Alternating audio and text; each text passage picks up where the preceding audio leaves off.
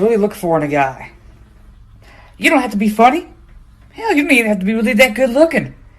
What they really want is they want a Batman in the streets and a Joker in the sheets. Over the last 8 years, TikTok has taken the world by storm, introducing millions of users to a new way of posting and consuming content. The way TikTok's algorithm operates allows for pretty much anybody to have a real shot at fame, and we have seen many examples of this time and time again. We would see an explosion of new internet micro-celebrities. Some of these creators would go on to find great success, while others would simply fade away into the void and turn to life as usual. Now, if you sift through these creators and the thousands and thousands of hours of content for long enough, you tend to find some strange things. Just beneath the surface, there lies a darker side of the platform, a place where predators thrive. You can clearly see why this type of crowd is drawn to the platform, as it is very popular with children, giving them somewhat unlimited access to unknowing victims from around the world. In today's video, we'll be discussing one of these sick individuals, known online as the Budday,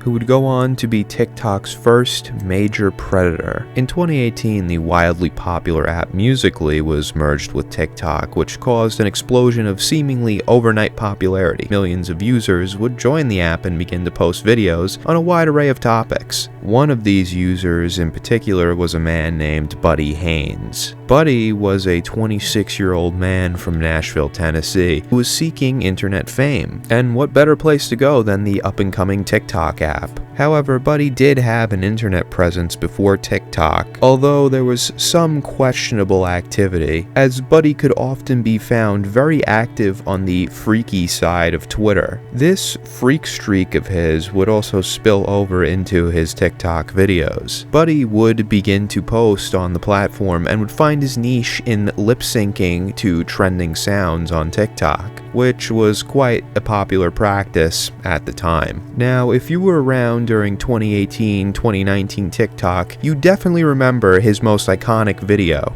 In this video, Budday can be seen lip-syncing to the song Good Girls, Bad Guys by falling in reverse. He is seen as a nerd in the beginning, but then transitions into a bad boy with a leather jacket. Among the other videos of Budday singing and dancing, his previously mentioned freaky side would show, like videos of him cracking a belt, presumably wanting to spank someone with it, all the while a spicy audio can be heard playing in the background. No rules.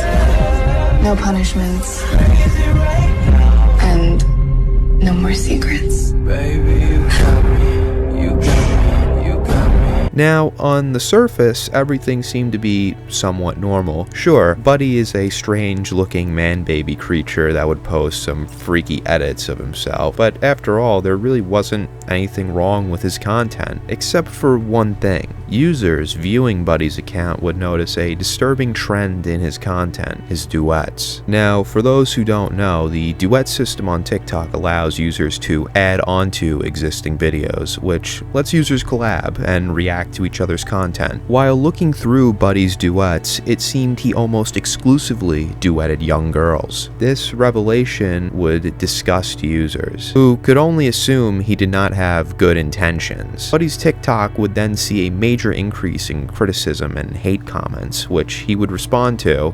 What's up, guys? So just the Budday coming at you with another public service announcement. So, for all those that have been following me and giving me love and giving me sweet comments and duets and everything and reactions, thank you so much. Sorry, my glasses broke, so I'm still kind of like getting them. Maybe I'll get some new ones or find my spares, but I appreciate you more than anything you'll ever know. To my haters, all you're doing is fueling the fire. When you comment, like my stuff, follow me, and react to my videos trying to down me, you're just making it worse for you. So, do yourself a favor, block me. If you don't like my stuff, if you don't like what I do, block me. Because I will continue to do duets with my fans that love me. And I will continue to do videos from my house where I live with my parents who love and support me, and I support them because they need me. Budday would later get called out by a TikTok user named Liz. Liz would go on to give an interview to BuzzFeed about the situation. I run this account where I would just post creepy TikToks to Instagram, and I just posted a random video of Haynes. One of my followers DM'd me and was like, "Hey, I'm 14. Do you want me to find out if he is a predator or not?" At first we were talking about my cosplays and how he wanted to cosplay. Then after he started sending videos of him licking his lips and biting them, it made me uncomfortable, but I wanted him to be exposed, so I continued to message him. Think about this tongue. All up in your mouth. All of your inside you.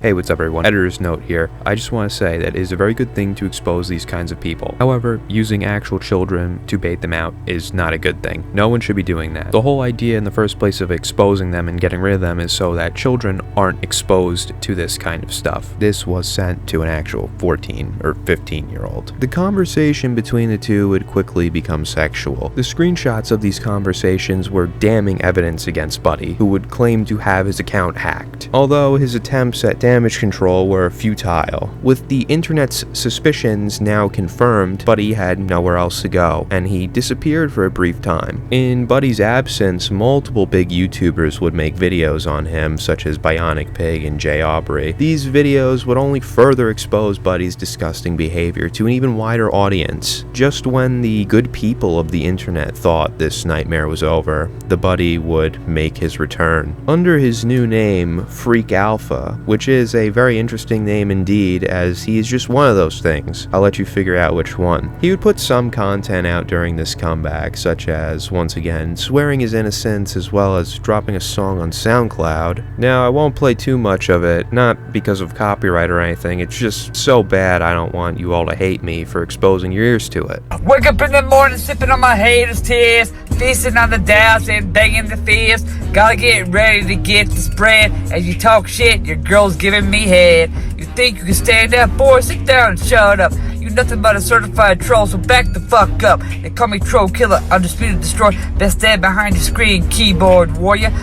I shine so bright, has to live off my energy. When I get done with you, you won't even be a memory. I'm Alpha. Shortly after this, YouTuber Active's Plug would upload a video coming face to face with the Budday. Actives would make a fake Snapchat account posing as a 17-year-old girl. Budday would jump at the opportunity to meet the underage girl, and the two arranged to meet at the park. Now, as you can imagine, Budday was quite shocked to be met with another grown man rather than a 17-year-old girl. The two would then have a conversation about Budday's past inappropriate interactions with minors, during which he would attempt to spin the story in his favor and claim to be a victim himself. This tactic would, again, not work. So you don't know anyone by the name of Cat? No, I don't know anybody named Cat. You weren't meeting anyone here by 6? No. You sure? Yeah, I'm pretty sure. I don't know anybody named Cat. I pretty much, when I left here, I don't barely talk to anybody except my family that's here. Really? Yep, that's it. My fault, because I'm just friendly to everyone. Right. But, you know, I have been more conscientious about the things that I say. That way I don't come off that way to anybody. Smart.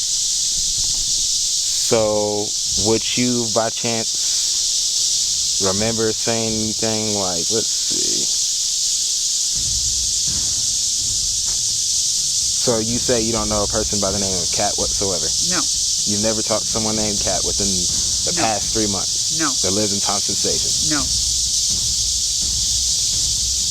I think I'd remember that. And I'll ask one more time. You positive you never talked to someone named 100%. Cat? So someone by the name of Sweet Baby Cat never talked to you on Snapchat? No. And that face that I showed you never looked familiar? It does not look familiar to me. You've never talked to that person within the past 3 months? No. Does not What if I sound told familiar. you that was me? Huh? What if I told you that was me? Then I would say that's pretty fucked up if that was you, but I don't know who that is.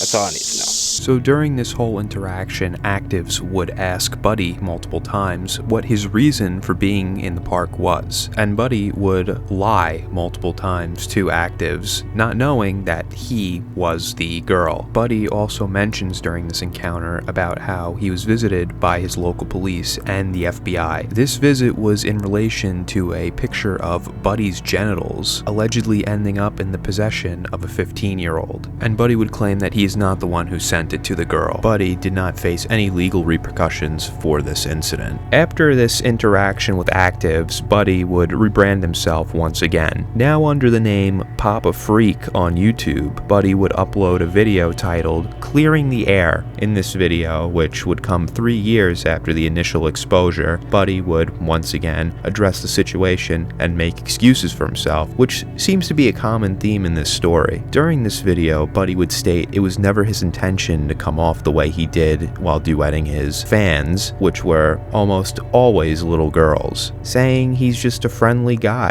wanting to make friends with everybody. So that's what I did. I started entertaining people at the, me being the butt of the joke, making cringy videos and me just not really caring what people think, just to maybe get a smile or a laugh or two out of people. And I did so successfully, very well. Not to toot my own horn, but I did really good. Then as things progressed, things got a little out of hand. I was doing duets with fans and other content creators, and I wanted to share the limelight with people. Maybe I should have thought twice about doing that. Maybe I should have said no to certain videos. Maybe I should have been more adamant about, okay, maybe this is not the right video. Maybe we could do something different. But I didn't. That's on me. My intent was not to be cringy or flirting or anything like that with anyone in any of the videos.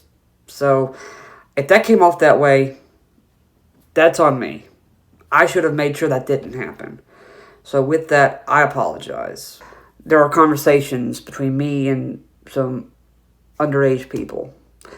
My intent is never to groom, prey, or sexualize anyone, whether you are of age or not of age.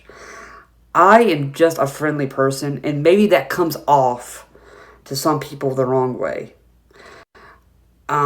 Maybe I need to be more, okay, so you're, underage. I need to make sure I know that, hey, maybe the conversations I have with someone of my age, I can't have with you.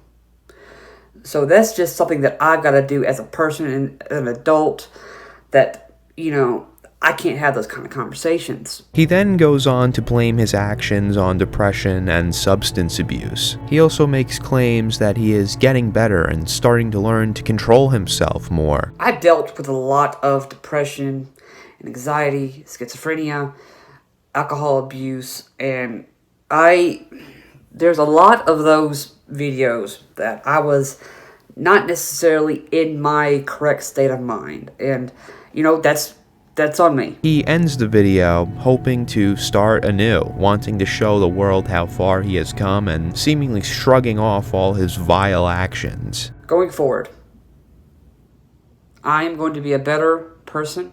I'm going to be a better Papa Freak. I'm going to start 2021 on a better note. And I hope that maybe I would like if the YouTube people would take down the videos about me. I'm not expecting you to, but if you do, that's great. If you don't, that's fine. At least this is out. This is out in the open.